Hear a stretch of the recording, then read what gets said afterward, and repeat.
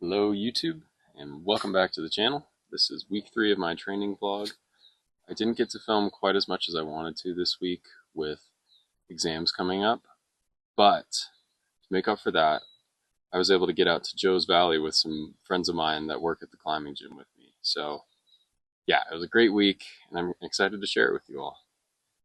Um, so getting things started, my first session of the week was at the front, and I had a sort of like mobility session and then a light board volume session in the V6 to V8 range before moving on to two of my projects.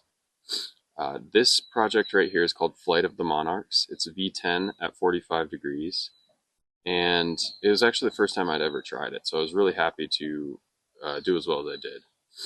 I also tried a V9 called The Space Between. It's one of those climbs from the tension board series, so you should go check that out.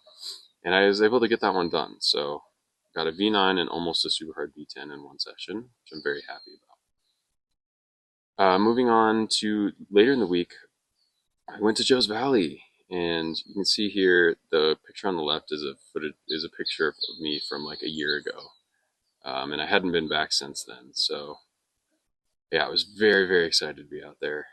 This climb is called Wills of Fire. It's a V6, one of the classic Joe's Valley V6s in the left fork area. And I was able to flash it, which was huge for me because a year ago when I was there, I was only able to do two V6s for my entire trip. That was like the max I could do. I got Great White and Dyno Time Low. But yeah, so coming out here and being able to just walk up to Wills of Fire in the cold with numb hands and just like get it done was a super cool experience. I didn't climb particularly well.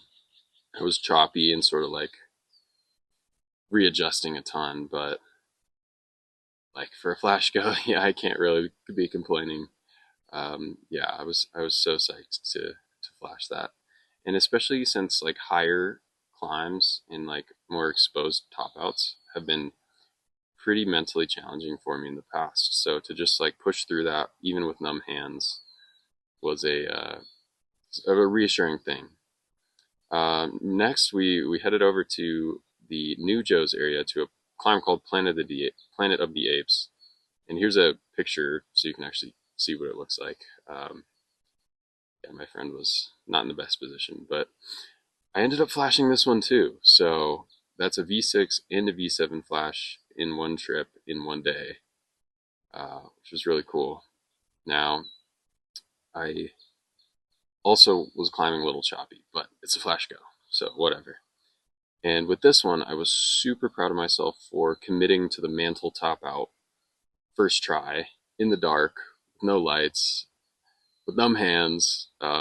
Yeah, it just made me really confident that I can push my level outside.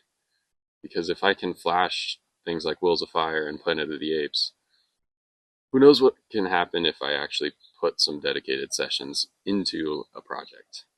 So yeah, very happy with that. Next, this was from the same night. I tried the V9 next to Planet of the Apes. It's called Bubbatronics, and this was the first time I had used a knee bar. Really, I mean, I'd done like kind of knee bars in the gym, but not like a real knee bar. So this was a good learning experience, even though I didn't do the climb, because you really have to use the knee bar because that right hand is just nothing, and then the left hand is also nothing, and then you just bump up to the slot cramp, and I just couldn't quite get it, but I was happy with the progress. And then the next day we camped and then checked out. We camped and then we checked out a boulder called Death Scream, which is in the perimeter area in Right Fork. And I've tried this one once before. I was able to do the first move to that crimp, but I could not get the toe hook. So on this trip, I was able to get the toe hook like almost 10 times, but I don't know, I was like trying the same thing over and over again. My right hand was just getting so tired, and I was just rapid firing a bit, but I was so psyched, and I mean, I got like the progress I made on this compared to last time I was here is just amazing. But yeah, right here I could have like pulled up a little more to get that heel on.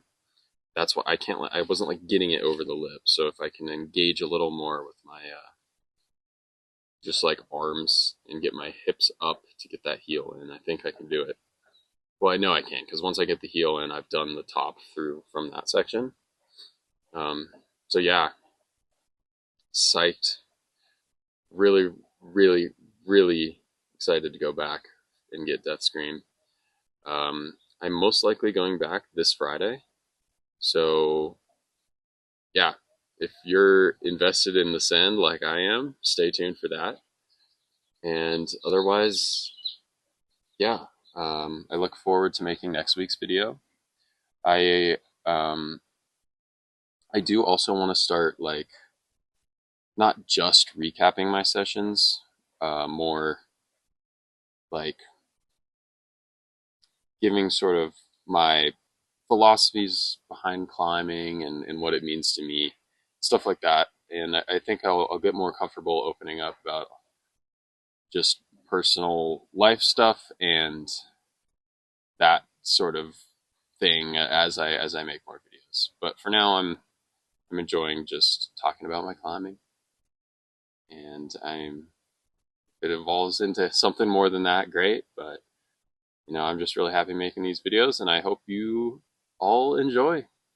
With that being said, stay tuned for week 4.